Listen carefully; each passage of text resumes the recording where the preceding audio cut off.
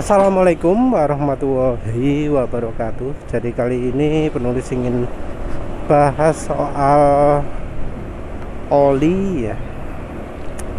Kesalahan apakah yang dilakukan oleh user sehingga menyebabkan mesinnya jadi berlumpur. Jadi dari banyak ya yang penulis amati, kesalahan user yang terutama itu adalah karena terlalu percaya. Jadi user itu terlalu percaya sama penjual oli, terlalu percaya sama tulisan di bungkus oli, terlalu percaya sama mekanik bengkel resmi atau enggak resmi, terlalu percaya sama buku manual pabriknya, pabrik otomotif ataupun pabrik olinya. Intinya orang itu mudah kemakan iklan, mudah kemakan hasutan tanpa mencoba melakukan verifikasi atau mikir ya, dari hasil yang didapat di kenyataan ya. Jadi banyak orang yang tidak bisa menghubungkan antara realita dengan omongan dari pabrikan, mekanik, sales, dan seterusnya. Hal ini juga diperparah dengan rancunya atau kacaunya atau ngawurnya informasi-informasi yang banyak beredar. Jadi kalau untuk soal pelumas itu lebih banyak bohongnya, lebih banyak ngawurnya, lebih banyak nggak benernya ya, informasi-informasi yang beredar itu. Jadi ya sulit untuk cari informasi yang benar itu. Tapi ya mau nyalahkan siapa lagi ya, cuma bisa nyalahkan ya orang-orang yang terlalu percaya itu. Kenapa kok nggak diverifikasi, nggak dicek? Karena contohnya lah soal fakta-fakta itu, orang bakal tahu, oh ini informasi bohong, oh ini informasi nggak benar kalau misalnya ngecek ke misalnya sertifikasi API-nya oli lah. Ngecek sertifikasi apa bener oli ini standarnya API beneran atau enggak. Itu ngeceknya di mana? Ngeceknya di websitenya API ya. Ada khusus. Oli Dexos juga ada tempatnya khusus. Dan ya orang kalau mencoba verifikasi gitu ya, pasti tahu bahwa untuk mengetahui oli API itu beneran diakui API atau tidak, maka akan ada logo API. Jadi keberadaan logo API itu adalah penting. Tapi ya berapa banyak orang yang tahu bahwa API itu, sertifikasi API itu diwakili oleh logo. Karena kebanyakan orang beranggapan, oh sudah ada tulisannya API ini berarti olinya API beneran. Dengan ada tulisan API, orang yakin sekali, wah ini pabriknya pasti sudah melakukan uji oli macam-macam. Orang pada nggak tahu padahal ya. Padahal ketika pemerintah mengharuskan pabrik oli, merek oli itu melakukan uji SNI, itu banyak sekali yang protes. Nah, kan aneh ya, oli yang dipercaya sudah lulus uji API, yang mungkin setiap olinya itu 500 juta, keberatan dengan uji yang diminta pemerintah SNI yang tiap ujinya 30 juta. Mampu bayar 500 juta tapi nggak mampu bayar 30 juta. Padahal pasar di Indonesia itu besar banget. Kan ini aneh ya. Karena ya memang ternyata sebagian besar oli itu nggak mampu bayari, nggak mampu untuk melakukan uji SNI, nggak mampu untuk melakukan uji API ya. Bahkan uji SNI pun nggak mampu, dianggap terlalu berat. Ya walau sekarang sih untuk yang sudah uji SNI banyak ya. Sekarang sudah banyak pabrik-pabrik yang sudah melakukan uji SNI. Walau ya tentu kalau uji SNI itu kita nggak tahu yang diuji itu beneran produk mereka atau produknya orang lain yang dikirim. Karena ya kayaknya nggak ada apa ya, polisinya ya. Jadi sifatnya adalah sifat pokoknya wis ngirim contoh ya wis. Jadi nggak ada apa istilahnya auditnya ya. Terus juga yang banyak sekali beredar selain rekomendasi harus API ini harus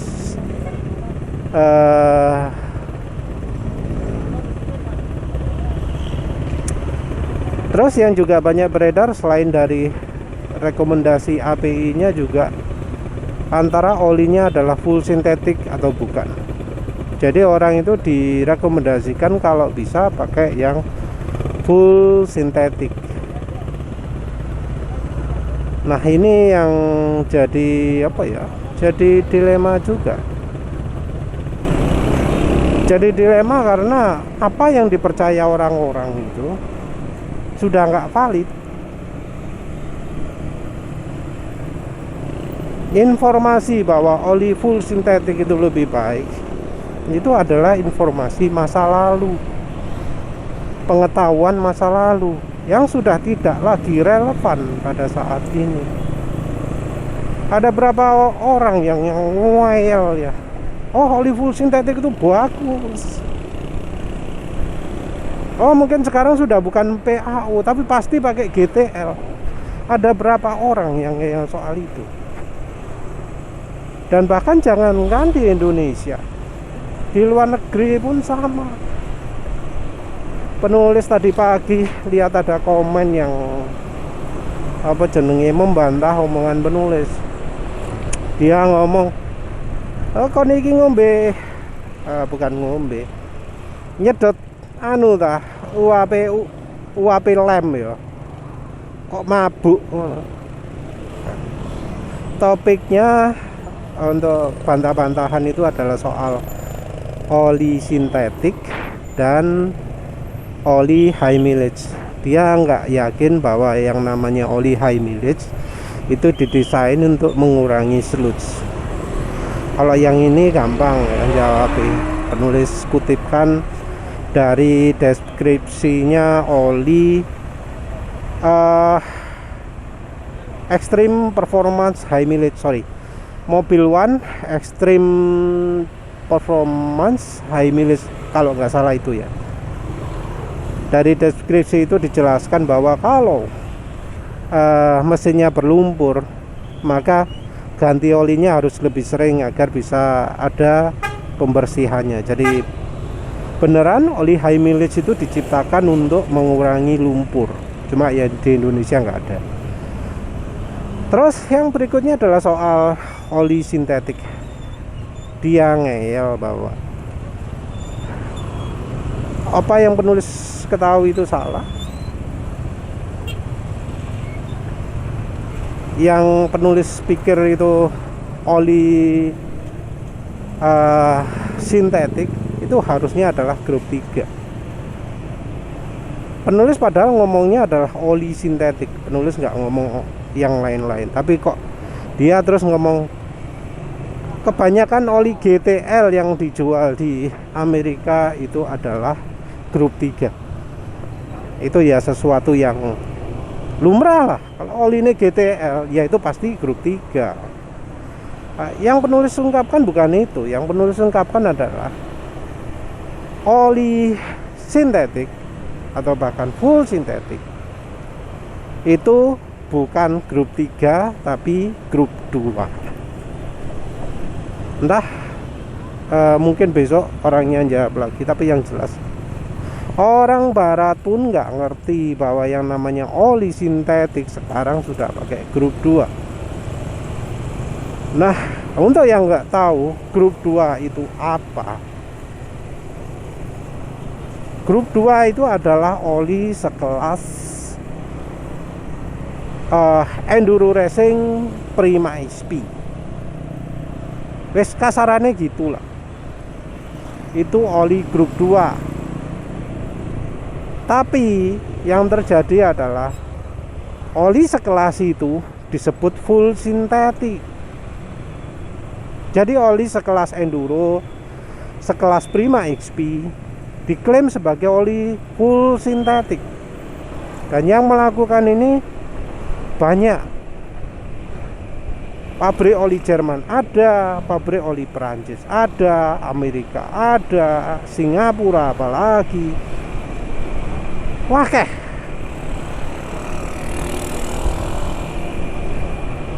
jadi dari sisi keterangannya saja sudah salah. Nah, yang dari luar negeri saja ya, yang negara terkenal hebat ya, Jerman, Perancis saja melakukan hal itu, apalagi yang di Indonesia. Oh ya, mungkin yang tahu sedikit soal oli ngomong, oh kalau di Jerman nggak mungkin, itu nggak diizinkan. Nah, tapi kan oli yang dijual di Indonesia itu bukan oli yang diperuntukkan dijual di Jerman kan ya. Kan bisa jadi dari pabrikannya membuat versi yang beda, versi untuk dijual di Jerman dan versi untuk dijual di Indonesia. Kan bisa toh itu. Perhatikan bahwa dari sisi data, oli itu juga dibagi dengan berdasarkan negara juga. Jadi ada kemungkinan beda negara itu beda kandungan oli. Apalagi ketika di negara lain mereka juga punya pabrik lokalnya. Itu wes besar sekali kemungkinan bahannya itu beda. Jadi soal full sintetik dan mineral itu sekarang wis beda ya. Kita nggak bisa lagi percaya dengan pabrikannya. Jadi yang mereknya merek Jerman, merek Perancis, merek Amerika, merek Jepang, bahkan juga ada yang Spanyol, merek Italia, itu wis berani nulis full sintetik wis berani nulis oli yang sekelas Enduro, sekelas Prima XP sebagai full sintetik, apalagi yang lokal. Karena juga nggak ada ya lembaga yang bakal menghukum pabrik oli yang nulis full sintetik untuk sebuah oli yang misalnya dari bahan daur ulang, misalnya yang KW3.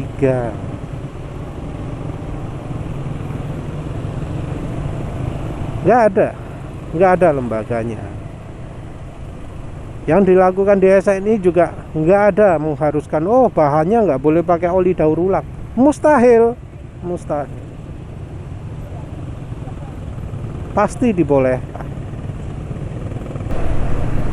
Jadi rekomendasi antara full sintetik dan mineral ini merupakan ya salah satu yang paling menghancurkan mesin, yang paling utama membuat mesin itu berlumpur. Karena orang berpikir misalnya kalau untuk mobil, oh olinya ini ada tulisannya full sintetik, berarti aman untuk 10.000 km. Padahal ya yang terjadi adalah karena olinya sebenarnya bahannya mineral, terus dipaksa untuk dipakai melebihi kemampuannya, ya olinya bakal cepat rusak. Tadi pagi penulis lihat contoh, ada yang olinya katanya ganti tiap 10.000 km, dan dilihat kondisi mesinnya ternyata berlumpur.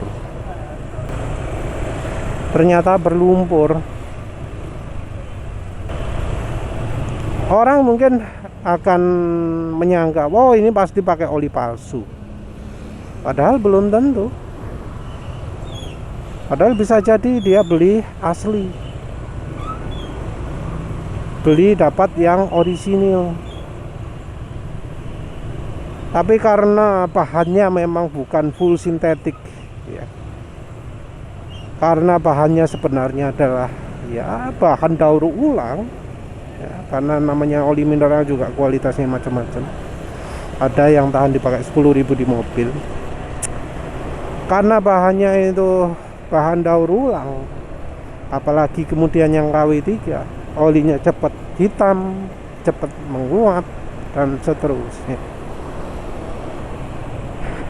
Nggak tahan dipakai lama-lama, ya rusak olinya.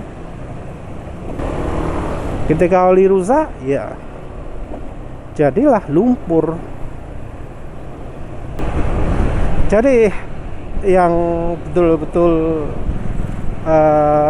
jadi masalah lumpur adalah karena dari pemilik kendaraannya itu ketipu sama full sintetik dan mineralnya dari mekanik, dari orang-orang yang merasa tahu soal oli, padahal informasinya salah.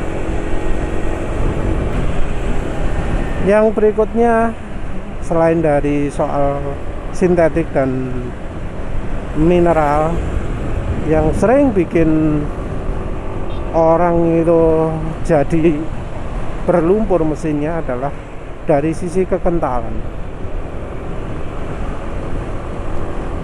Oli full sintetik dan mineral wis parah ya, akan makin parah lagi ketika dari pemiliknya itu salah dalam memilih kekentalan. Jadi memang ya dari pabrik oli, dari pabrik otomotif, dari pabrik mobilnya, dari pabrik motornya, dari sales mobilnya, sales motornya, mekanik bengkel resminya, itu biasanya akan memberikan rekomendasi. Oh, mobilnya ini ya, oh motornya ini ya, ini olinya adalah pakai oli ini mas. Menurut pabrik, menurut insinyur pabrikan yang sudah sekolah miliaran rupiah, pinter, nggak karu-karuan, nggak mungkin salah, nggak mungkin dibantah. Itu olinya harus pakai oli sekian mas. Padahal bisa jadi insinyurnya itu cuma mengujinya di negara asal mereka toh, dan mereka nggak melakukan uji lagi di negara lain. Dan yang di negara lain ini males ya, nggak dilakukan pengujian, cuma dilakukan copy paste.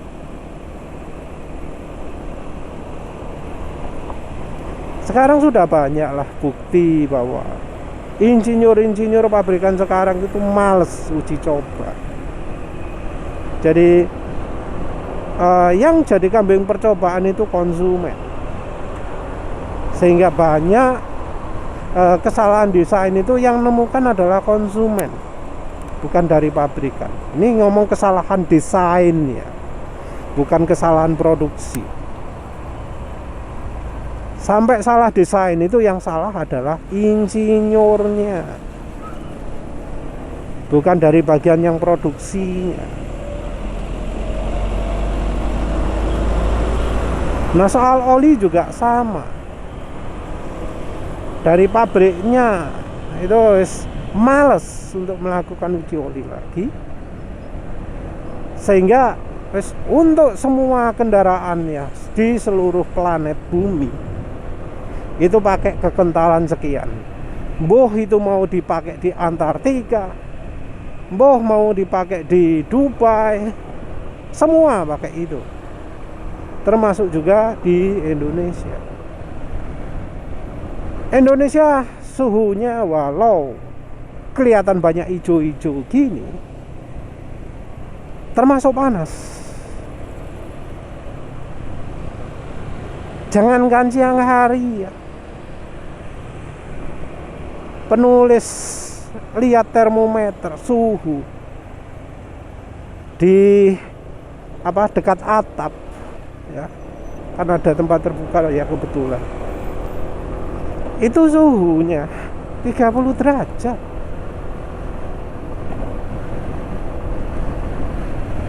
Pagi-pagi dalam ruangan dekat atap 30 derajat. 30 derajat minimal.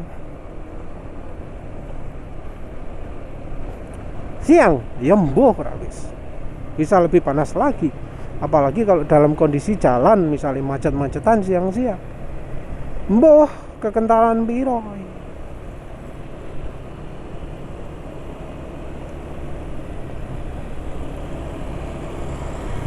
Yang jadi masalah kalau pakai oli terlalu encer itu, selain dari keausan yang lebih banyak, juga adalah olinya akan makin cepat rusak. Karena oli yang terlalu encer itu jadi kayak di di blender, kayak diulek-ulek, karena olinya sendiri tidak mampu menahan beban, tidak mampu memisahkan permukaan logam yang saling bergesekan, jadi kayak diulek-ulek. Oli lek diulek-ulek cepat rusak. Beda dari oli yang bisa mempertahankan lapisan cairannya di antara kedua logam yang bergesekan. Nah, ini sebabnya ya mengapa kok kalau kita pakai contoh oli motor, mengapa kok orang-orang yang pakai oli pabrikan ketika di drain olinya banyak yang sudah hitam pekat, encer sekali, terus berkurang antara separuh sampai 3/4. Masa ya oli sepeda motor tinggal sak gelas? Tapi itu kan yang terjadi. Terus apakah dari mekaniknya curiga dengan hal itu? Enggak. Apakah konsumennya curiga dengan hal itu? Enggak. Dianggap normal. Ganti tiap 2000 km oli tinggal sak gelas. Dianggap normal. Nah, inilah ya faktor-faktor yang membuat jadi lumpur. Kalau oli sudah rusak, sudah hitam, lumpur itu wis deket-deket. Lumpur itu munculnya kapan sih? Lumpur itu muncul mulai dari ketika oli sudah teroksidasi parah. Ciri teroksidasi parah apa? Hitam. Jadi ini ya sebabnya mengapa kok direkomendasikan untuk mesin bensin ganti oli itu sebelum warna olinya coklat. Coklat kalau kita teteskan di kertas tisu yang sudah dikeringkan 3 jam. Jadi kalau oli diteteskan kertas tisu dibiarkan 3 jam warnanya coklat, itu wis tanda-tanda itu. Kalau diterus-teruskan ya bakal akan makin parah. Mulailah lumpur, mulailah varnis, mesin mulai jadi warna kuning, coklat, merah, sampai akhirnya hitam, dan kemudian jadi muncul banyak masalah-masalah. Ya sudah, itu saja. Terima kasih sudah menonton. Assalamualaikum warahmatullahi wabarakatuh.